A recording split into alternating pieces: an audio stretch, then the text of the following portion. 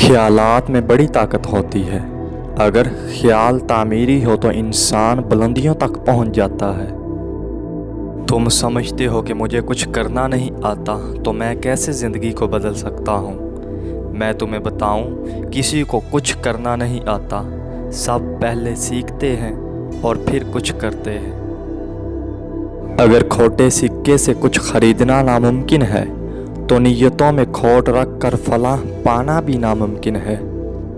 جب اللہ نے تمہیں پر دیے ہیں تو کیوں چونٹیوں کی طرح رینگتے ہو؟ سب سے بڑی جنگ تنہا بیٹھے شخص کا اپنے خیالات سے لڑنا ہے۔ اچھا انسان وہ ہے جس کو ثابت نہ کرنا پڑے کہ میں اچھا ہوں، بلکہ اس کا کردار اس کے خود اچھے ہونے کی گواہی دے۔ جب تک انسان آنے والے زمانے کی منصوبہ بندی کرتا ہے، جوان رہتا ہے۔ جیسے خیالات آپ کے دماغ میں مسلسل آتے رہتے ہیں، ایک دن آپ ویسے ہی بن جاتے ہیں۔ پہلے لوگوں کو احساس جوڑتا تھا، اب مفادات جوڑتے ہیں۔